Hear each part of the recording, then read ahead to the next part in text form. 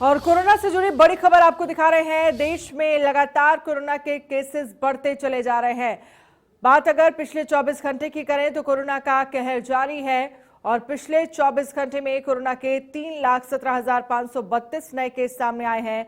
491 corona संक्रमितों ने अपनी जान गंवाई है। इसके साथ ही 24 घंटे में 2,23,990 लोग डिस्चार्ज भी हुए हैं, यानी रिकवरी रेट भी अच्छा है। देश में 19,24,051 लोग कुल एक्टिव केस है। देश की कुल पॉजिटिविटी दर 16.41%। देश में ओमिक्रॉन के 9,287 मामले आए हैं। देश में कोरोना का कहर लगातार जारी है। 24 घंटे में कोरोना के 3,17,532 नए केस आए हैं। 491 कोरोना संक्रमितों ने अपनी जान गंवाई है।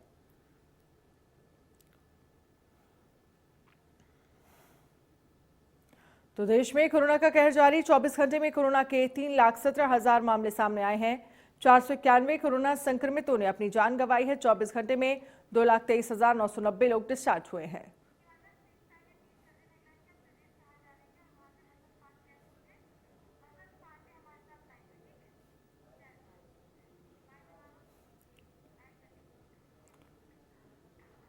और वहीं राजस्थान में कोरोना को लेकर क्या कुछ स्थिति बनी है, ये भी जरा समझ लीजिए। राजस्थान में भी कोरोना के केसेस बढ़ रहे हैं।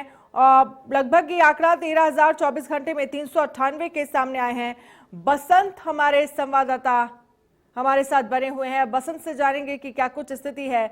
बसंत, जिस तरह से देखा जाए आज जो आंकड़ा सामने आया है देश भर में वो 3 लाख के पार पहुंच गया है। और अगर हम बात राजस्थान की करें तो राजस्थान में भी कोरोना के केसेस बढ़े हैं। लगभग ये आंकड़ा 24 घंटे में अगर हम केसेस की बात करें तो 13,000 के पार पहुंच गया है।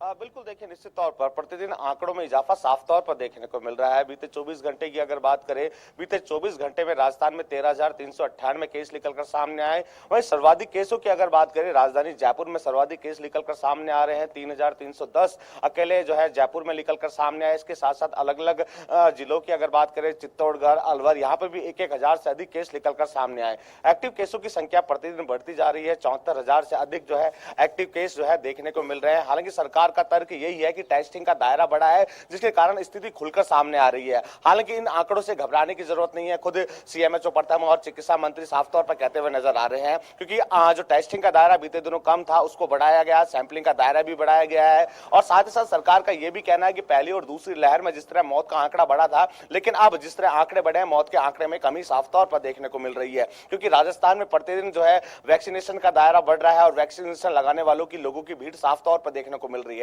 और जिन लोगों को कोरोना हो रहा है वो 2 से 3 दिन में घर पे ही आइसोलेट होकर ठीक हो रहे हैं। हालांकि सरकार अपने स्तर पर लगातार प्रयास करने में लगी है, लेकिन कह सकते हैं कि नवंबर माह से ये आंकड़े बढ़े हैं। क्योंकि नवंबर माह में जिस तरह लोग लापरवाह हुए थे और बाजारों में लोगों की भीड़ देखने को मिली थी, शादी समारोह, रैलियां जो है निकाली जा रही थी, उसी के चलते जो है आंकड़ों में जो है बढ़ोतरी देखने को मिली। अब सरकार की ओर से लगातार लोगों से अपील की जा रही है कि राजस्थान में आंकड़े बढ़ रहे हैं, राजस्थान की जनता सजग रहे, जागरूक रहे। इसको लेकर सरकार अपने स्तर पर प्रयास करने में लगी है। आशा सहयोगिनियां घर घर जाकर लोगों को जागरूक कर रही है। साथ ही साथ घर घर जाकर जो है वैक्सीनेशन भी किया जा रहा है। इसके साथ साथ ही संसाधनों को दुरुस्त करने पर भी पूरी तरह से फोकस किया जा रहा है। क्योंकि तीसरी लहर की दस्तक से पहले ही विशेषज्ञों ने कहा था, अगर तीसरी लहर पूरी तरह से राजस्थान में प्रवेश करती है तो इसका खतरा बच्चों में बढ़ जाएगा, बच्चों में संक्रमण तेजी से फैलेगा। क्योंकि ओमिक्रॉन जो है वो 3 गुना तेजी से जो है फैल रहा है। इसको लेकर भी सरकार की ओर से हिदायत दी गई। साथ ही साथ जिस तरह आंकड़े बढ़ रहे थे, इसमें बच्चे भी संक्रमित हो रहे थे, इसको देखते हुए सरकार की ओर से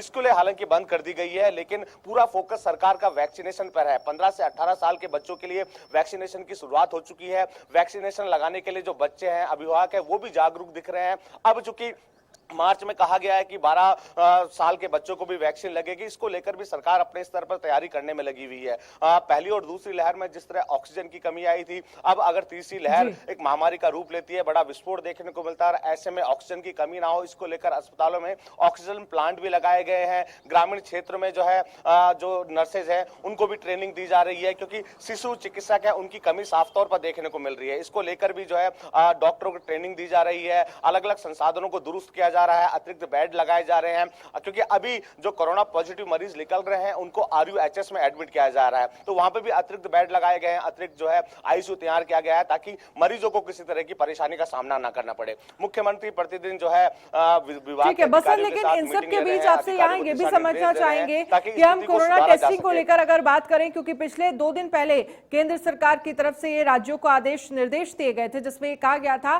कि जो राज्य है वो टेस्टिंग की प्रक्रिया को बढ़ाए ताकि दिन भर में जो टेस्ट है वो ज्यादा से ज्यादा हो सके। क्या टेस्टिंग बढ़ाई गई है?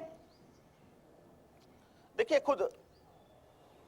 बिल्कुल, देखिए निश्चित तौर पर टेस्टिंग का दायरा अब बढ़ा है, क्योंकि राज्य सरकार की क्षमता 1.5 लाख प्रतिदिन टेस्टिंग करने की है। उसी के अनुरूप जो है जो विभाग के अधिकारी हैं, सीएमएचओ नेतृत्व के अधिकारी हैं, वो लगातार मॉनिटरिंग करने में लगे हैं और लोगों से भी अपील की जा रही है कि हल्का सा बुखार या खांसी होने पर टेस्टिंग करवाएं, क्योंकि ये जो संक्रमण देखने को मिल रहा है इसमें अगर परिवार का एक सदस्य जो है कोरोना पॉजिटिव आता है तो पूरा परिवार संक्रमित हो रहा है। तो ऐसे में जागरूक रहने की हिदायत भी सरकार की ओर से दी गई है कि हल्की सी खांसी बुखार हो तो डॉक्टर को दिखाएं, टेस्टिंग करवाएं, ताकि और साथ ही साथ घर पर आइसोलेट हो, क्योंकि अगर व्यक्ति समय पर जागरूक होगा और समय पर जो है टेस्टिंग करवाएगा और समय पर जो है घर पर आइसोलेट होगा तो निश्चित तौर पर ये कोरोना का खात्मा राजस्थान से देखने को मिलेगा। लेकिन कह सकते हैं बीते दिनों जिस तरह लोग लापरवाह हुए थे, क्योंकि सीएमएचओ प्रथम डॉक्टर नरोत्तम शर्मा का साफ तौर पर कहना है कि नवंबर माह से प्रतिदिन आंकड़े बढ़ते जा रहे हैं, नवंबर माह से लोग लापरवाह हो गए हैं, बाजारों में लोगों की भीड़ देखने को मिल रही है, पर्यटक स्थलों पर भी लोगों की भीड़ देखने को मिल रही है, क्योंकि बीते दिनों जिस तरह लोगों ने नए साल का जश्न मनाया,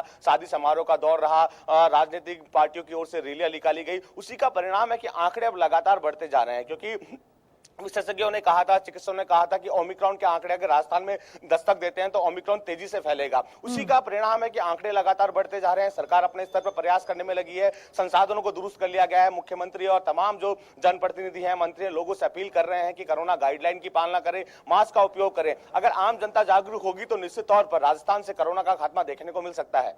बिल्कुल, लेकिन बसंत आपसे यहाँ ये भी समझना चाहेंगे, क्योंकि कोरोना की थर्ड वेव को लेकर ये कहा जा रहा है कि थर्ड वेव का जो पीक है वो जनवरी एंड और फरवरी स्टार्टिंग में देखने को मिलेगा, तो उसको देखते हुए अगर हम राजस्थान की बात करें तो स्वास्थ्य विभाग कितना तैयार है?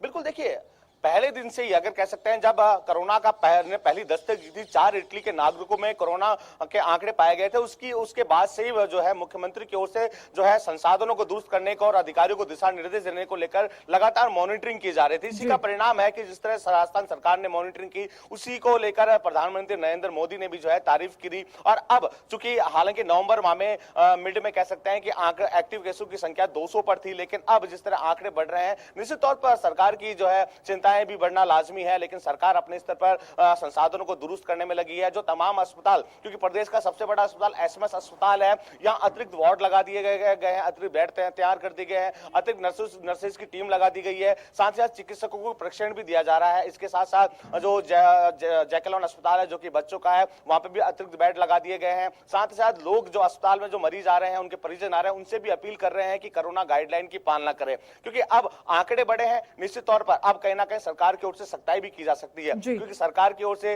रविवार को वीकेंड कर्फ्यू लगाया गया, लेकिन उसके बाद भी आंकड़े बढ़ रहे हैं तो माना यह जा सकता है अब सरकार 1 से 2 दिन में शनिवार को भी वीकेंड कर्फ्यू लगा सकती है। इसके साथ साथ पुलिस प्रशासन को भी फील्ड में उतार सकती है। ठीक है, बहुत बहुत शुक्रिया। ठीक है बसंत, बहुत बहुत शुक्रिया तमाम जानकारी